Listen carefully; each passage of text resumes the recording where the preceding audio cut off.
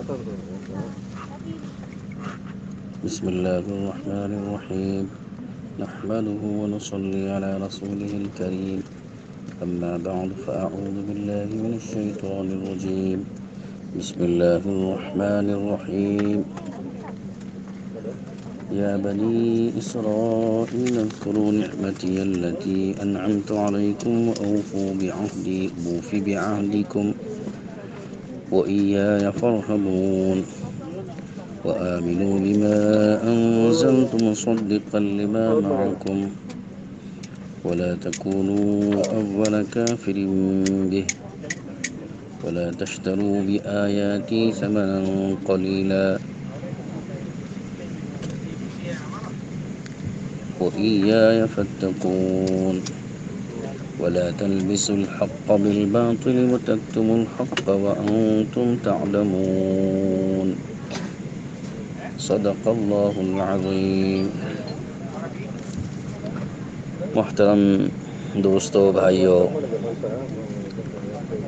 اس وقت میں سفر میں ہوں اور دہلی سے ہوائی جہاز کے ذریعے بنگلور کا رخ ہے۔ چونکہ تفسیر کا وقت ہو چکا اور ہماری فلائٹ تاخیر ہو گئی، مؤخر ہو گئی، تو اس لیے فلائٹ میں بیٹھ کر ہی یہ تفسیر ریکارڈ کرا رہا ہوں اور انشاءاللہ آپ حضرات تک پہنچ جائے گی۔ ہمارے معمول کے مطابق جمعے کی یہ تفسیر ہے۔ تو پہلی آیت جو میں نے پڑھی تھی اور اس آیت پاک کی تفسیر کی جا چکی ہے۔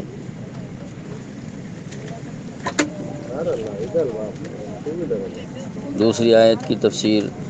آپ حضرات کی خدمت میں پیش کرنا ہے۔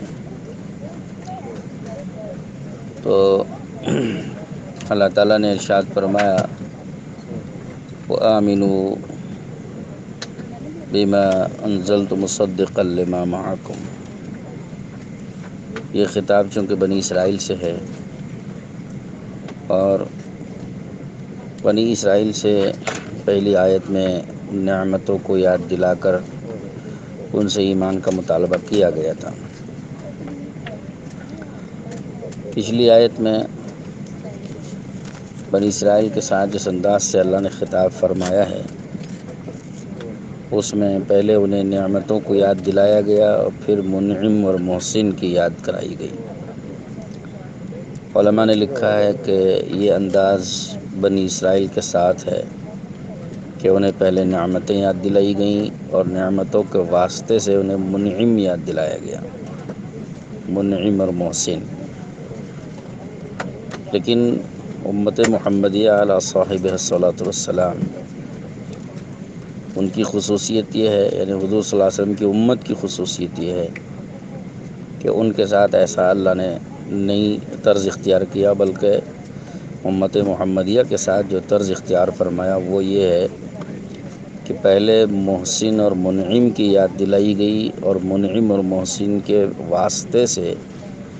انعامات اور احسانات یاد دلائے گئے۔ یہ امت محمدیہ کے اللہ کے ساتھ خاص تعلق کی دلیل ہے۔ اللہ نے فرمایا فَاذْكُرُونِي أَذْكُرْكُمْ، تم مجھے یاد کرو میں تمہیں یاد کروں گا۔ تو یہاں براہ راست اللہ تعالیٰ کو یاد کرنے کا حکم ہے۔ تو علماء نے اس کی حکمت یہی بیان کی کہ امت محمدیہ کے ساتھ اللہ تعالیٰ کی خصوصی تعلق کی بنا پر اللہ نے بغیر انعامات اور بغیر احسانات کو یاد دلائے، ڈائریکٹ اور براہ راست اللہ نے اپنی یاد دلائی۔ یہ اس امت کی خصوصیت ہے۔ لیکن چونکہ بنی اسرائیل کا مزاج الگ ہے، تو ان کو اللہ کی یاد براہ راست نہیں دلائی گئی، بلکہ پہلے انہیں نعمتوں کی یاد دلائی گئی، احسانات اور انعامات کی یاد دلائی گئی، اور ان انعامات اور احسانات کے واسطے سے انعامات اور احسان دینے والے اللہ منعم اور محسن کی یاد دلائی جا رہی ہے۔ تو یہ دونوں طریقوں میں فرق ہے، بنی اسرائیل کے درمیان اور اس امت محمدیہ کے درمیان اللہ تعالیٰ کے تعلق کا فرق ہونے کی وجہ سے طرز میں بھی فرق ہے۔ تو غرض وَآمِنُوا بِمَا أَنزَلْتُ مُصَدِّقًا لِمَا مَعَكُمْ، تو اس میں ایمان لانے کا حکم بنی اسرائیل کو دیا جا رہا ہے، انعامات اور احسانات کی یاد دلانے کے بعد، اور فرما رہے کہ بما انزلت مصدقا لما معکم، اس پر ایمان لاؤ جو میں نے تم پر نازل کیا، انزلت، میں نے جو قرآن حضرت محمد صلی اللہ علیہ وسلم پر اتارا ہے اس پر ایمان لاؤ، آمنو بما انزلت۔ اور پھر یہ بھی فرمایا کہ یہ جو جس قرآن پر ایمان لانے کا میں حکم دے رہا ہوں، یہ کوئی نئی چیز نہیں ہے، نئی کتاب نہیں ہے، کہ نیا حکم نہیں ہے کہ کوئی نئی بات کا تمہیں حکم دیا جا رہا ہو کہ نئی بات پر ایمان لانے کو کہا جا رہا ہو، ایسا نہیں ہے، بلکہ فرمایا کہ مصدقا لما معکم، تمہیں جو کتاب دی گئی تھی تورات، انجیل، اس کتاب میں جو تعلیمات ہیں جن پر تم پہلے سے ایمان لا چکے ہو، ان تعلیمات ہی پر مشتمل ہے یہ قرآن بھی، اور یہ قرآن بھی انہی تعلیمات کی تصدیق کرنے والی کتاب ہے، انہی تعلیمات کو یہاں بیان کر رہا ہے قرآن بھی۔ تو قرآن میں کوئی نئی تعلیمات نہیں ہیں، بلکہ وہی تعلیمات ہیں جو تعلیمات تمہاری اپنی آسمانی کتابوں میں پہلے سے تمہیں دی جا چکی ہیں، اور اس پر تم پہلے سے ایمان لا چکے ہو۔ تو لہذا ایسی کتاب، ایسا قرآن جو تمہاری اپنی دی ہوئی کتابوں کی تعلیمات کی تصدیق کرنے والا قرآن ہو، تصدیق کرنے والی کتاب ہو، اس پر ایمان لاؤ، تو تمہیں کیا پریشانی ہو رہی ہے اس میں؟ آمنوا بما انزلت مصدقا لما معکم۔ اور پھر فرمایا کہ ولا تکونوا اول کافر بہ، کہ تم اگر انکار کرو گے تو تمہارا انکار کرنا یہ ابتدائی کفر بنے گا، ابتدائی کفر، تمہارا انکار کرنا یہ کفر کی ابتدا بنے گا۔ تم اگر انکار کرو گے تو کفر کی بنیاد تم ڈال رہے ہو، تو تمہارا کفر کی بنیاد ڈالنا اور کفر کی ابتدا کرنا شمار ہوگا۔ ولا تکونوا اول کافر بہ، اس کے پہلے منکر مت بنو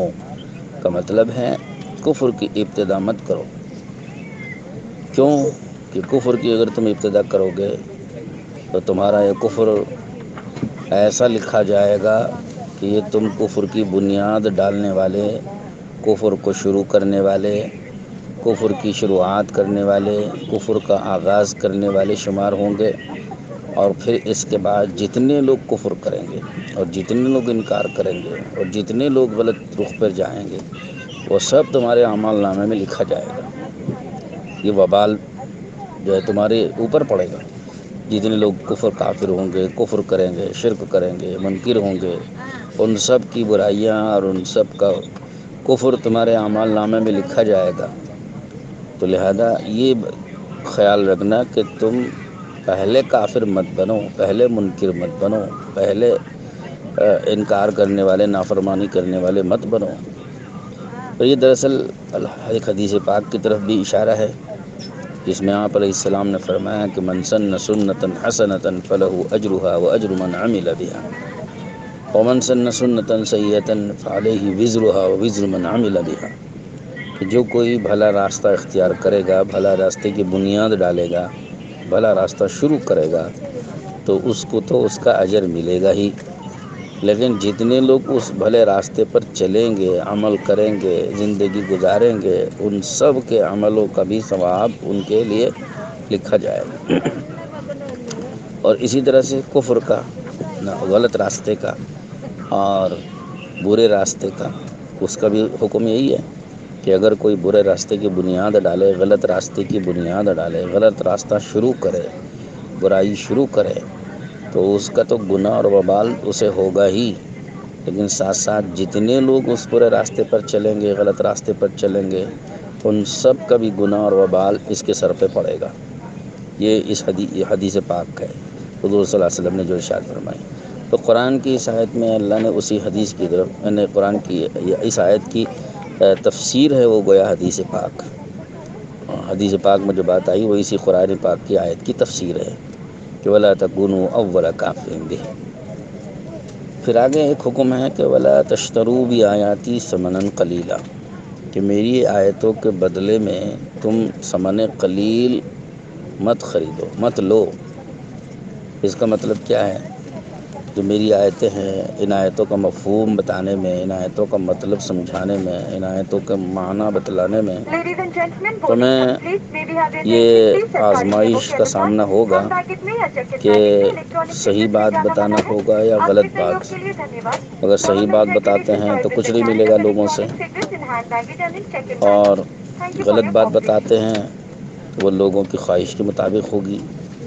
تو لوگوں کی خواہش کے مطابق غلط بات بتا کر لوگوں سے اس کا معاوضہ لینا، یہ بڑا برا ہے۔ غلط بات بتائی اور اس کے بدلے میں لوگوں سے ان کو معاوضہ ملا، تو غلط بات بتا کر لوگوں سے معاوضہ لے لینا، یعنی معاوضہ لینے کی خاطر لوگوں کی خواہش کے مطابق، ان کی منشا کے مطابق، مرضی کے مطابق بات بتا دو، ہاں، چاہے وہ حق ہو کہ نہ حق ہو، صحیح ہو کہ غلط ہو، باطل ہو کہ حق ہو، ہاں۔ اور پھر جو آیتوں میں اور اللہ کے کلام میں جو صحیح بات آئی اس کو چھپا دیا، ہاں، صرف اس وجہ سے کہ چیز چھپانے کے بدلے میں ان کو کچھ معاوضہ مل جائے گا۔ تو اس طرح سے کسی حق بات کو چھپا دینا کچھ معاوضہ لینے کے غرض سے، یا حق بات کو بدل کر غلط طریقے سے پیش کر دینا، بیان کر دینا، تاکہ اس کے عوض میں کچھ معاوضہ مل جائے، کچھ مال مل جائے، یہ طریقہ غلط ہے۔ اس کو یہاں منع کیا جا رہا ہے کہ ولا تشتروا بآیاتی ثمنا قلیلا۔ علماء نے یہ بات لکھی ہے، ہاں، تفسیروں میں علامہ شامی رحمۃ اللہ علیہ نے تفصیل سے یہ مسئلہ، یہ بات لکھی ہے۔ لیکن اس کے مقابلے میں صحیح بات بتا کر، قرآن کی آیتیں ہیں، اللہ کا کلام ہے، اللہ کے احکامات ہیں، قرآن کی تعلیمات ہیں، صحیح بات، حق بات بتائی، اور اس حق بات کی تعلیم دینے، حق بات سکھانے، حق بات سمجھانے پر کچھ معاوضہ مل رہا ہے، یہ اس مذمت میں اور برائی میں داخل نہیں ہے۔ کہ تفصیل سے علامہ شامی نے یہ بات لکھی ہے، در مختار کی شرح میں، جو شامی جس کو کہتے ہیں، اس میں تفصیل سے یہ بات لکھی ہے۔ تو حق بات بتا کر، صحیح بات بتا کر اور لوگوں سے اس کی وجہ سے کوئی معاوضہ لیا جائے تو وہ برا نہیں ہے۔ جیسے کیونکہ تعلیم قرآن جائز ہے، قرآن کی تعلیم دینا ہے، اور احکامات قرآن کے احکامات کی تعلیم دینی ہے، قرآن کا علم سکھانا ہے، وہ ایک ضرورت شرعیہ ہے۔ اگر کچھ علماء قرآن کو سکھانے، پڑھانے، تعلیم دینے اور احکامات سمجھانے، سکھانے پر مستقل فارغ ہو جاتے ہیں تو ان کو دنیا بھر کی اپنی مصروفیات سے، تجارت سے، کمائی کے دھندوں سے ان کو دستبردار ہونا پڑتا ہے، علیحدہ رہنا پڑتا ہے، تو ان کے اپنے گزران کا انتظام اس میں نہیں ہو پاتا ہے۔ تو اس میں بیت المال سے ان کے لیے وظیفے جاری ہونے کی شکلیں تو اب ہے نہیں۔ تو لہٰذا اگر جن مسلمانوں کے درمیان تعلیم، تربیت اور قرآن سکھانے اور قرآن کے احکام سکھانے کا مشغلہ ہوتا ہے، انہی کی طرف سے اگر کوئی معاوضہ وہ لوگ خوشی سے دیتے ہیں تو یہ ان کی ضروریات کی پورا ہونے میں مددگار بنتا ہے۔ اگر وہ اس کو نہ لیں تو پھر وہ فارغ نہیں رہ سکتے، انہیں کمائی میں مشغول ہونا پڑے گا، تجارت میں، کمانے میں، اور وہ تجارت اور کمانے میں مصروف ہوں گے تو پھر تعلیم کا، دینی تعلیم کا اور قرآن کی تعلیم کا مسئلہ رک جائے گا۔ تو علامہ شامی نے فرمایا کہ اس ضرورت کی خاطر ان کو اس بات کی اجازت دی گئی ہے کہ وہ حق بات اور قرآن کی بات، قرآن کی تعلیمات اور قرآن کے احکامات صحیح طریقے سے اگر سکھا رہے ہیں تو اس کے عوض میں ان کو کوئی معاوضہ لینا درست ہے، کیونکہ یہ ایک بنیادی چیز ہے۔ قرآن کی تعلیم اگر بند ہو گئی تو اس سے بڑا نقصان ہوتا ہے، دینی تعلیم کا سلسلہ بند ہو گیا تو اس سے بڑا نقصان ہوتا ہے۔ تو اس کو اسی حد تک محدود بھی رکھا گیا ہے، جہاں دینی تعلیم وغیرہ ایسی چیزیں سکھانے پر، نہ سکھانے پر کوئی اگر نقصان نہ ہوتا ہو تو اس کا عوض لینا درست نہیں ہوتا، لیکن جہاں بڑا نقصان ہوتا ہو وہاں اس کا معاوضہ لینا درست ہوتا ہے۔ بہرحال اس میں تفصیلات ہیں۔ تو اللہ نے فرمایا ولا تشتروا بآیاتی ثمنا قلیلا، وہی آیا فتقون، اور مجھے سے ڈرو۔ اللہ نے اپنے ہی سے ڈرائے، کیونکہ اللہ کے ڈر اور خوف کے بغیر کوئی آدمی اس سے بچ نہیں سکتا ہے۔ اور پھر آخر میں وَلَا تَلْبِسُوا الْحَقَّ بِالْبَاطِلِ وَتَكْتُمُوا الْحَقَّ وَأَنْتُمْ تَعْلَمُونَ۔ اس میں بھی وہی بات جیسے ابھی میں نے عرض کیا کہ حق کو باطل کے ساتھ خلط ملط کرنا یا حق کو چھپانا، یہ بھی بڑا مذمت، قابل مذمت اور برا ہے۔ یہ چند آیات کی میں نے تفسیر آپ کے سامنے عرض کر دی، تو اس موقع کو غنیمت سمجھتے ہوئے،